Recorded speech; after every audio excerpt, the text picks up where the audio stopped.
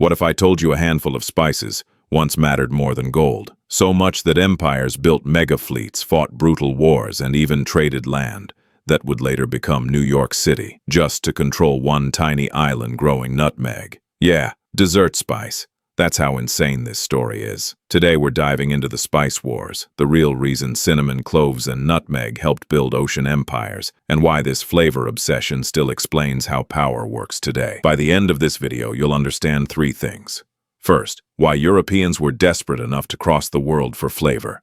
Second, how a company became so powerful it basically acted like a government. Third, how one microscopic island became the most expensive bargaining chip of its era. And I promise, this is not boring history. This is a global business thriller with cannons. Okay, first we need to explain something that sounds ridiculous today. Spices weren't just seasoning, they were status, they were medicine, and, most importantly, they made food taste edible in a world without modern refrigeration. Imagine eating the same preserved, bland food for months, and then someone shows up with something that changes the taste completely. That wasn't a nice to have. That was a life upgrade. Now add one more problem. The most valuable spices didn't grow everywhere. Cloves, nutmeg, mace. A lot of them came from tiny parts of Southeast Asia, especially a cluster known as the Spice Islands. So you get the perfect storm. Small supply, huge demand, insane profit. And whenever that happens, people don't just want the product, they want the monopoly. Because if you control the supply at the source, you control the price everywhere else. So Europe didn't just want spices. Europe wanted control. To get spices cheaper, Europeans needed a shortcut. For centuries, spices reached Europe through long, complex trade chains, and every middle step added cost. So the dream was simple. Cut out the middlemen, buy closer to the source, get rich. Portugal was an early winner. They pushed into the Indian Ocean trade routes and grabbed key ports and choke points. And one of the biggest moves was taking Malacca in 1511, a strategic trading hub that helped them reach deeper toward the spice sources.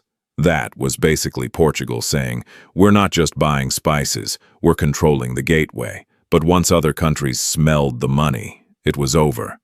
The Dutch and the English looked at Portugal and said, cute, our turn. And what happens next is where history starts to look like a modern corporate war, just with ships instead of apps. Now here's where the story gets unreal. In 1602, the Dutch created something that changed the rules, the Dutch East India Company, often called the VOC. This wasn't a normal company. This was a mega corporation with powers we associate with a state. It could build forts, negotiate treaties, raise armies, wage war. Let me say that again. A company could wage war. This is business, with cannons. And their strategy was brutally simple. Control the choke points, control the spice supply, control the price. Because if you control nutmeg and cloves at the source, you can sell them in Europe for absurd markups. Now the twist. The most important battlegrounds weren't giant cities. They were islands so small you can barely find them on a map. Let's talk about nutmeg.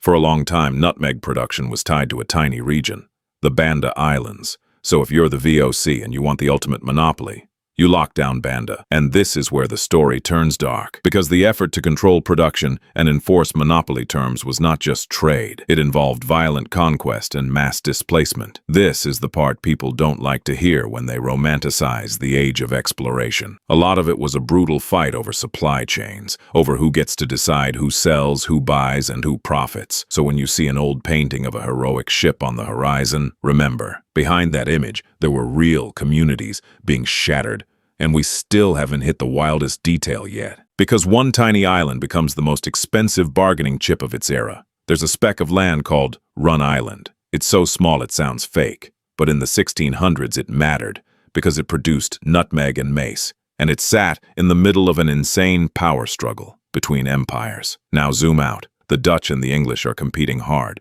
Trade routes, ports, alliances, everything is on the line, and Run Island becomes a deal piece, like a chip on a poker table. And over time, the story becomes famous in popular retellings as Nutmeg versus Manhattan. Just think about that. A spice, something you sprinkle on dessert, was treated like a strategic resource, like oil, like chips, like the future. This wasn't about flavor. This was about power. So what actually built these sea empires? Not just bravery, not just ships. 3 forces. First, geography. If the most valuable goods only grow in a few places, those places become the center of global competition. Control the islands, control the supply. Second, logistics. The real superpower was moving goods across oceans, protecting routes, timing voyages, controlling ports, surviving storms. It wasn't who had the best sword, it was who had the best system. Third, institutions. The VOC shows what happens when finance, government power, and military force